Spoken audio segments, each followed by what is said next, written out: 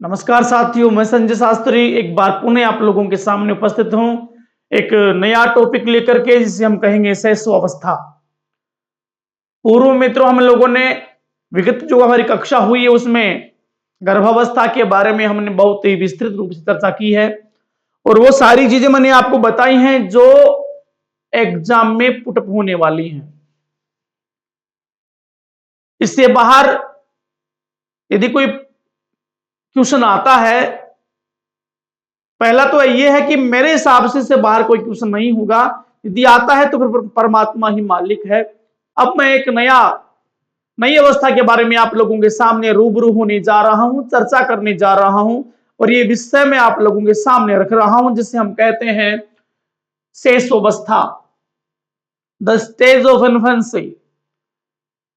शैशव अवस्था के बारे में अनेक मनोवैज्ञानिकों ने मित्रों अलग अलग मत व्यक्त किए हैं कि इसका प्रारंभ कब से होता है, ये कहां है, इसमें क्या क्या होता है। अनेक मनोवैज्ञानिकों ने इसकी परिभाषा भी अलग अलग बताई है। तो जानने का प्रयत्न मित्रों आज हम करेंगे शैशव अवस्था, जो कि महत्वपूर्ण टॉपिक है शिक्षा बाल मनोविकास का। देखने का प्रयत्न और समझने का प्रयत्न कीजिएगा मित्रों। देखिएगा, शैशव अवस्था जन्म से 5 या 6 वर्ष तक मानी गई है। जन्म से कोई मनोवैज्ञानिक मित्रों 0 से 2 भी माना है और कोई 0 से 6 मानता है, कोई 0 से 5 मानता है, लेकिन आधिकारिक रूप से हम मानते हैं 0 से 5 या 6 वर्ष। इसके बारे में बहुत से मनोवैज्ञानिक अनेक अलग अलग कथन रहे हैं। किसी ने क्या कहा, किसी ने क्या कहा। जो कहा है वो मैं आपको बता रहा हूं। सबसे पहले वैलेंटाइन महोदय ने कहा है शैशव अवस्था सीखने का एक आइडल स्टेज अर्थात आदर्श काल है। 14 तारीख को आप वैलेंटाइन डे मनाते हैं ना, तो वो एक युवाओं के लिए आदर्श काल होता है। तो वैलेंटाइन भी कहता है शैशव अवस्था क्या है, आदर्श काल है। जबकि हरलोक महोदया, विक्टोरिया हरलोक महोदया, जो कि एक महिला मनोवैज्ञानिक थी, उन्होंने भी कहा कि शैशव अवस्था एक खतरनाक एवं एक अपीली काल है। खतरनाक काल है, इसके साथ में अपीली काल है। अपीली किस लिए कहा है? क्योंकि बालक यहां पर बार बार रोना चिल्लाना, क्योंकि व्यक्त नहीं कर सकता अपने भावों को, लेकिन बार बार अपेक्षा की नजर से माता पिता को देखता है। खतरनाक काल इसलिए कहते हैं क्योंकि आप लोगों ने देखा होगा, बहुत भारत देश में नहीं बल्कि पूरे विश्व में शैशव मृत्यु दर बहुत अधिक होती है। क्योंकि बालक यहां शैशव जन्म लेने के तुरंत बाद मलेरिया से, पीलिया नामक रोग से, संक्रमण से या कुपोषण का शिकार होकर के बालकों की मृत्यु हो जाती है। तो मृत्यु के कारण इसको हरलोक महोदया ने क्या कहा है? खतरनाक, this is a dangerous stage. जबकि अपीली काल भी कहा है। किस लिए कहा है? मूल प्रवृत्तियों के कारण कहा है। भूख प्यास और हमारी भाषा में टॉयलेट करना, सुसु करना बोलते हैं ना, ये भी अपीली काल। ये तो अपीली काल जो खतरनाक काल हरलोक महोदया कहती है।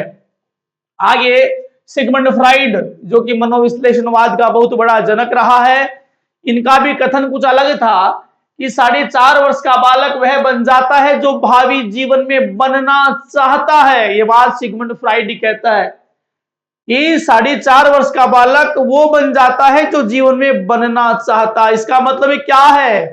ये नींव है। तो मानव की नींव कौन सी कहेंगे? तो शैशव अवस्था को नींव कहा है किसने? सिगमंड फ्राइड ने। आगे चलिए, गुडनेफ ये कहते हैं कि व्यक्ति का मानसिक विकास जितना होता है उससे आधा तो 3 वर्ष की उम्र में ही हो जाता है। जितना गुड़ पूरी जिंदगी में नहीं खाता बालक, उतना गुड़ तो केवल और केवल 3 वर्ष में खा जाता है। ये बात कहता है गुडेनफ कि व्यक्ति का मानसिक विकास जितना पूरे जीवन में या जितना विकास होता है उससे आधा 3 वर्ष में ही हो जाता है। कौन कह रहा है? गुडेनफ कहता है। चलिएगा आगे। अब इसकी विशेषता क्या क्या है? विशेषताओं में मित्रों हम लोग जाने, सबसे पहले जैसे मैकडूगल ने कहा कि बालक में संवेगात्मक विकास प्रारंभ गर्भ से ही हो जाता है, लेकिन किसी ने कहा है कि जब बालक जन्म होता है उस वक्त उसमें शून्य होते हैं संवेग। क्या होते हैं? शून्य होते हैं। इस वक्त शैशवावस्था में बालक खिलौनों के साथ में इतना नहीं रह पाता, क्योंकि शैशवावस्था का थोड़ा अंत समय में जाकर खिलौनों के पास में बालक जाएगा। तो यहां पर देखिएगा, सबसे पहले अतार्किक चिंतन की अवस्था होती है बालक में। बालक में अतार्किक चिंतन की अवस्था से मतलब है बिना तर्क, बिना फालतू का बालक, जिसे बोलते हैं कुतर्क की अवस्था है ये, या कुतर्क करना प्रारंभ कर देता बालक में अतार्किक चिंतन की अवस्था। यहां पर चिंतन क्या होता है? शून्य होता है। बालक में चिंतन शून्य है। फिर जीवन का महत्वपूर्ण काल है, ये बात अभी कह रहा था ना आपका सिगमंड फ्राइड, कि जो बालक पूरे जीवन में बनना चाहता है वो 3 साढ़े 4 वर्ष का बालक ही बन जाता है। तो महत्वपूर्ण काल है ये खिलौनों की आयु, स्टेज ऑफ द टॉयज। यहां पर खिलौनों के साथ साथ बालक मित्रों क्या करता है मालूम है क्या? मूर्त चिंतन। लेकिन कब करेगा ये? अंत में। कब? अंत में आते आते करने प्रारंभ लगेगा, जब बाल्यावस्था के प्रारंभ में होगा। फिर अनुकरण द्वारा सीखने की अवस्था। आप यदि हां बोलेंगे तो बालक हां बोलेगा। आप अपने मम्मी को मम्मी बोलेगा तो बालक भी अपनी दादी को आपके अनुसार मम्मी ही बोलेगा। क्यों? क्योंकि बालक क्या सीख रहा है? अनुकरण।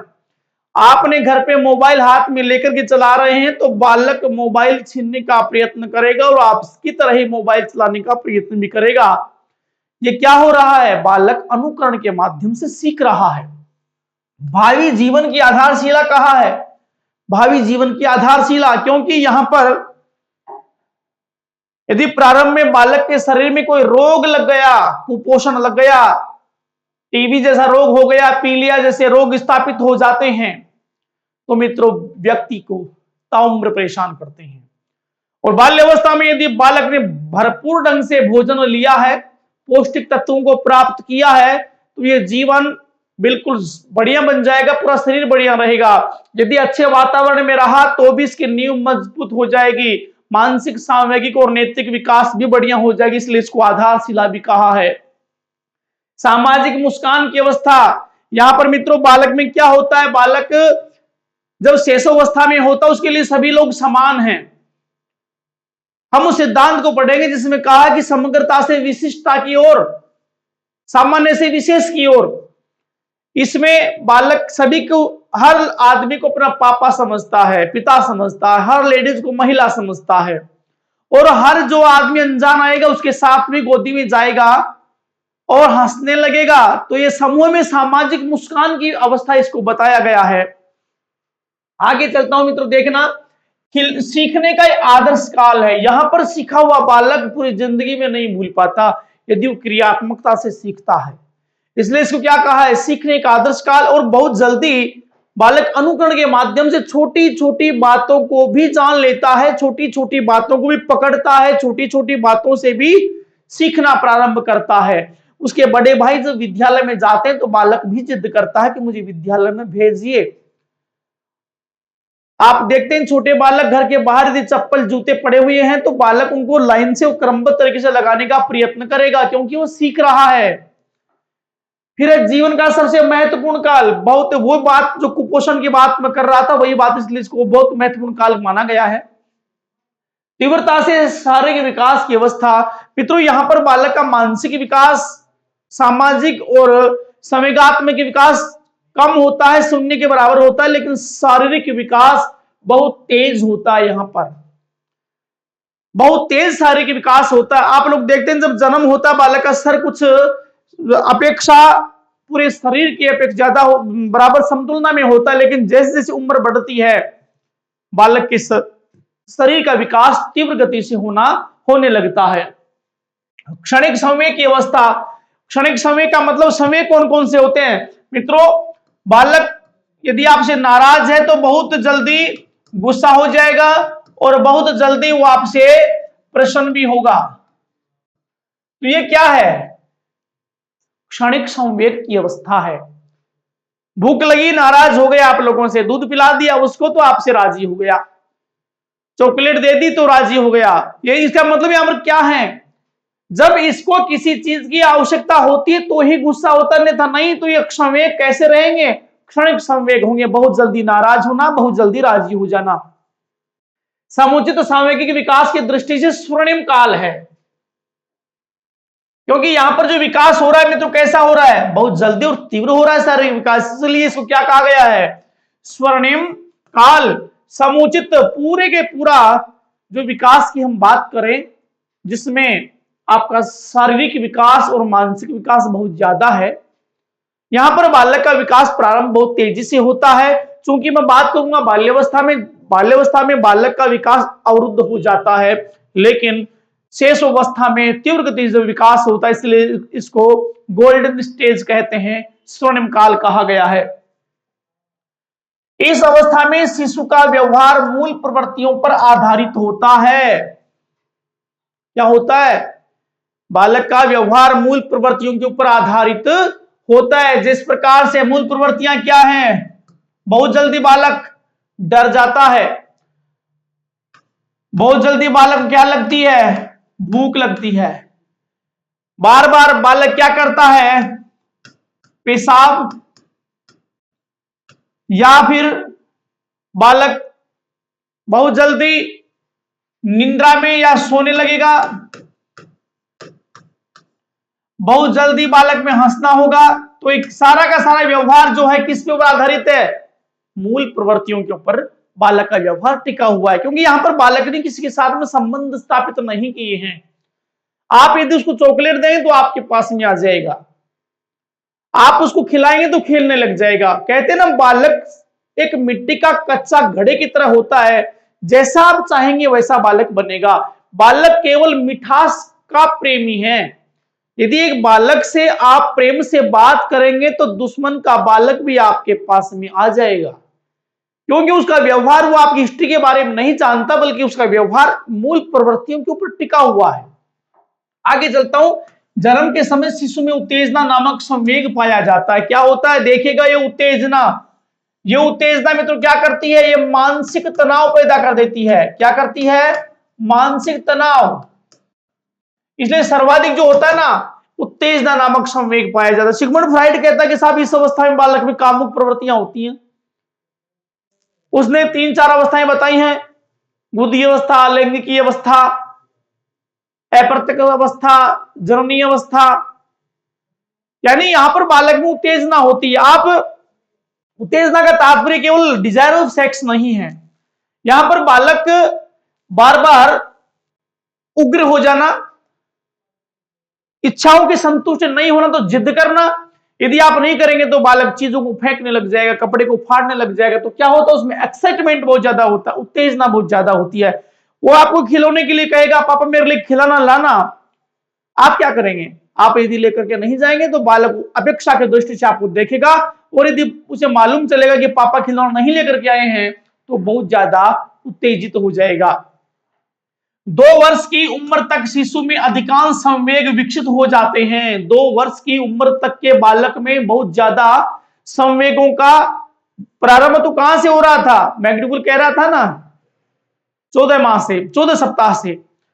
यहां पर क्या कहता है कि अधिकांश संवेग उसके जो होते हैं 14 प्रकार के संवेगों में से एक आधे संवेग को यदि छोड़ दें तो बाकी के बाकी संवेग यहां पर विकसित हो जाते हैं। शेषावस्था जिज्ञासा प्रबल होती है।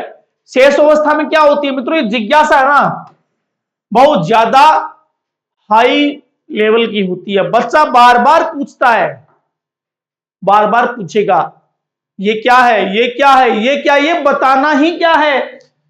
जिज्ञासा को शांत करना। यदि आपने पहली बार बालक को धमका दिया ना, तो उसके ऊपर नकारात्मक असर पड़ेगा और वो आपसे जिज्ञासा के प्रश्न नहीं पूछेगा, क्योंकि बाल्य शेषावस्था में जिज्ञासा को शांत करना चाहिए, दबाना नहीं चाहिए। तो यहां पर क्या होती है, बालक हर चीज को सीखने का प्रयत्न करता है। कपड़े कैसे पहनते हैं, जूते कैसे पहनते हैं, सॉक्स कैसे पहनते हैं, टाई कैसे पहनते हैं, पेन कैसे पकड़ते हैं, ये बार बार वो जानने का प्रयत्न कर, उसमें जिज्ञासा होती है। मोबाइल में गेम क्या होते हैं, बहुत जल्दी सीख भी जाता है। यहां पर क्या है, शेष अवस्था में जिज्ञासा बहुत ज्यादा प्रबल होती है।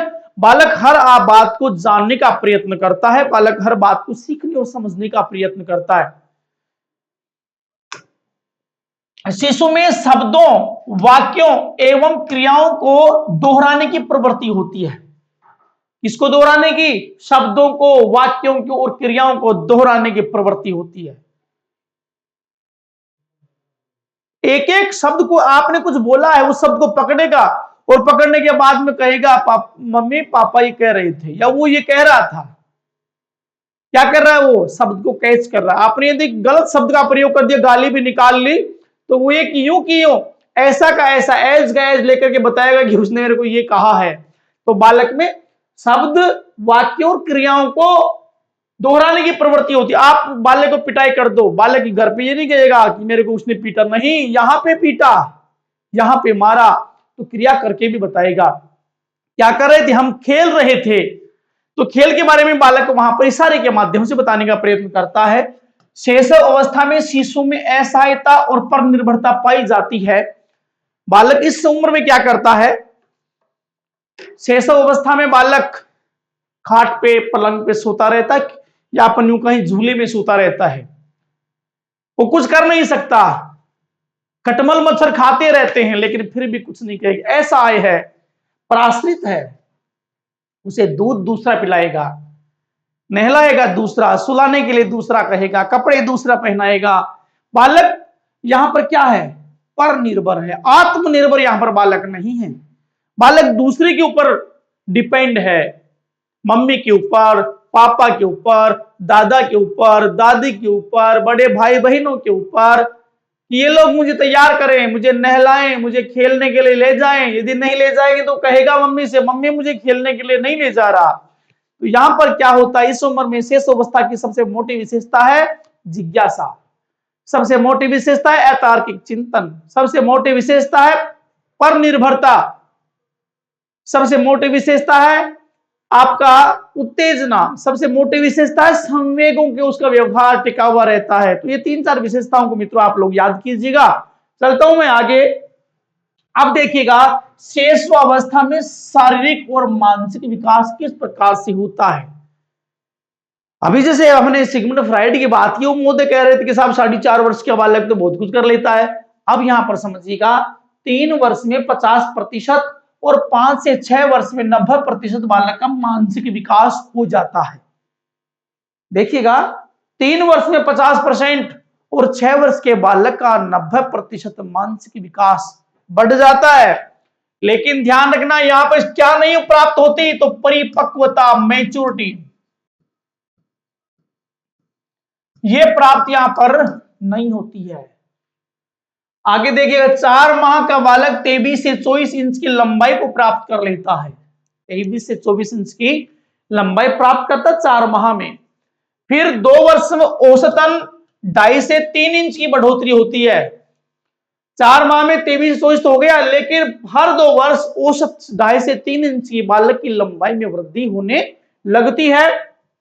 दांत 6 से 8 माह में निकलना प्रारंभ होते हैं। 6 से 8 माह में दांत निकलना प्रारंभ होते हैं, जो 2.5 से 3 वर्ष में दांतों की, अस्थायी दांतों की संख्या 20 होती है, 20 हो जाती है। शेषावस्था में दांतों की अवस्था कितनी स्थितियां बनती हैं? तो अस्थायी दांतों की कुल संख्या 20 होती है। मित्रों 20 के ऊपर आप जानना, 20 क्या है? अपने आप में 20 बहुत कुछ कहता है। क्या है 20? इसको एक बार आप समझिएगा। 20 सबसे पहला, बालक की शताब्दी। किसने कहा है? करो एंड करो। जबकि अस्थायी दांतों की संख्या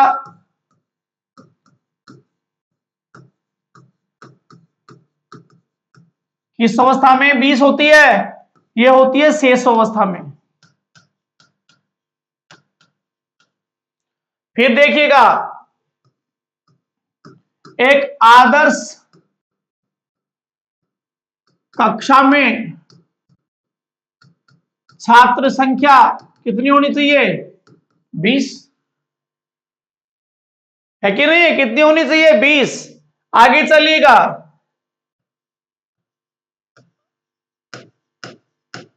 व्यवहार का मनोविज्ञान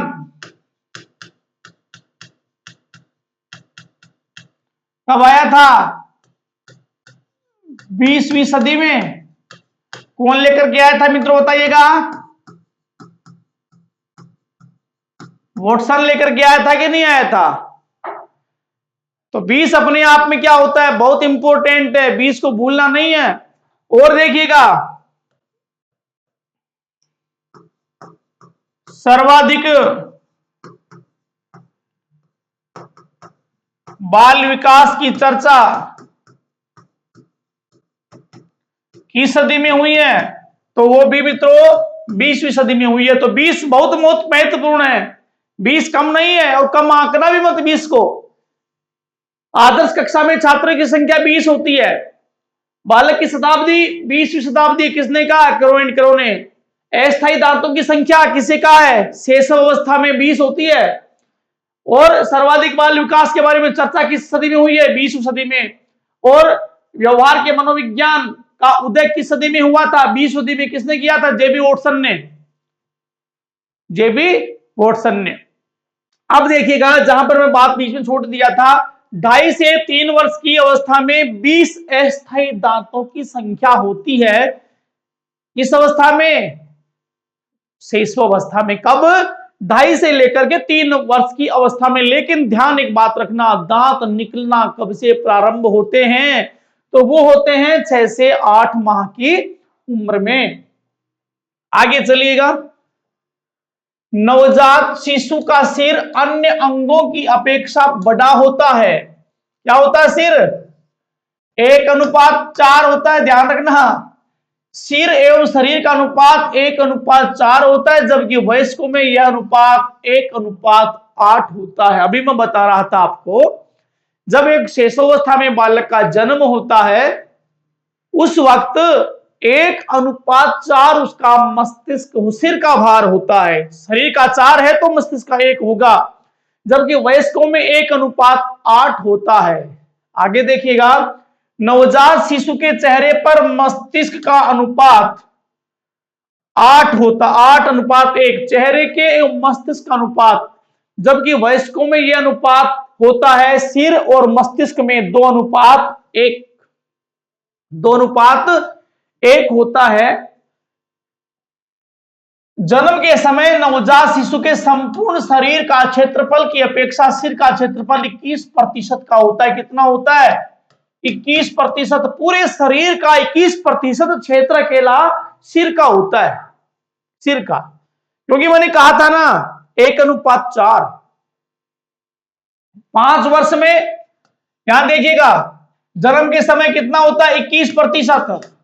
5 वर्ष में 13%, 12 वर्ष में 10%, 18 वर्ष में 8% हो जाता। आयु बढ़ने के साथ साथ सिर की अपेक्षा शरीर के क्षेत्रफल में भी वृद्धि होती जाती है। क्योंकि बालक जब बाल्यावस्था में आएगा उसकी तो बात नहीं है, किशोरावस्था में पहुंचते पहुंचते यह अनुपात बहुत ज्यादा बढ़ने लगता है, सॉरी कम होने लगता है। क्योंकि उस वक्त शरीर में विकास तीव्र होता है, मसल्स, मांसपेशियां, हाथ पैर, हड्डियां मजबूत होती हैं, और सिर अपनी उम्मीद के अनुसार बहुत ही छोटा होता होता चला जाता है, जो पहले हुआ करता था। अगला है, नवजात शिशु अपनी आंखों की दृष्टि को नियंत्रित नहीं कर पाता, परंतु 6 से 8 सप्ताह के बाद दृष्टि में स्थिरीकरण प्रारंभ हो जाता है। जन्म के समय बालक क्या करता है? उसकी नजरें एक जगह टिकती नहीं है, पलकें ठहराव नहीं होता। लेकिन जैसे ही 6 से 8 सप्ताह होते हैं, उनमें बालक की दृष्टि में स्थिरीकरण होना प्रारंभ कर देता है। क्या होता है? वो स्टेबलिस्ट, स्थापित होना प्रारंभ करते हैं। जिसको मैं देख रहा हूं तो देख भी सकता हूं। पहले उसकी नजरें एक जगह रुकेंगी नहीं, लेकिन बाद में रुकना प्रारंभ हो जाती हैं। जन्म के समय शिशु के शरीर में हड्डियों की संख्या 270 से 300 होती है, जबकि वयस्क होने पर हड्डियों की संख्या 206 हो जाती है। जन्म के समय कितनी होती हैं? 270 से 300 तक होती हैं, लेकिन बाद में वयस्क होने पर 206 हड्डियां हो जाती हैं। जन्म के समय नवजात शिशु की हड्डियां अत्यंत ही कोमल, मुलायम और लचीली होती हैं। हल्की सी चोट लगने पर बालक का हाथ पैर टूट सकता है। यदि डिलीवरी टाइम में डॉक्टर ने भी कुछ लापरवाही कर दी तो हाथ या पैर फ्रैक्चर हो सकता है, क्योंकि उस समय हड्डियां रुई की तरह होती हैं, हड्डियां कोमल होती हैं, मुलायम होती हैं, बहुत जल्दी फ्रैक्चर होने की संभावना बनी रहती है। परिपक्व अवस्था तक हड्डियां विशिष्ट आकार प्राप्त कर लेती है, क्योंकि जैसे परिपक्व अवस्था आएगी मांसपेशियों का विकास होता है। किसका? मांसपेशियों का विकास होगा, मांस उसमें ज्यादा आएगा, हड्डियां मजबूत होने लग जाएंगी, क्योंकि वहां पर कैल्शियम की पूर्ति भी माता के दूध से, बाहरी दूध से, खान पान से कैल्शियम की पूर्ति होगी, और कैल्शियम की जैसे पूर्ति होगी तो हड्डियों में भी मजबूती आना स्वाभाविक होता है। जन्म से 1 माह तक की अवधि में महत्वपूर्ण परिवर्तन आ जाते हैं। 4 माह का स्वस्थ शिशु अपने जन्म के भार का 2 गुना भार प्राप्त कर लेता है, डबल हो जाता है, 2 गुना भार प्राप्त कर लेता है। कब? 4 माह का स्वस्थ शिशु अपने जन्म के भार का 2 गुना प्राप्त कर लेता है, डबल हो जाता है। 1 वर्ष का शिशु अपने जन्म के भार से 3 गुना वजन प्राप्त कर लेता है। तो मित्रों, इसे आप जानने का प्रयत्न करें। मैं शेष अवस्था को ही लेकर के पुनः आप लोगों के सामने हाजिर होऊंगा। तब तक के लिए मित्रों नमस्कार, धन्यवाद। मिलता हूं मैं आप लोगों से अगली क्लास में।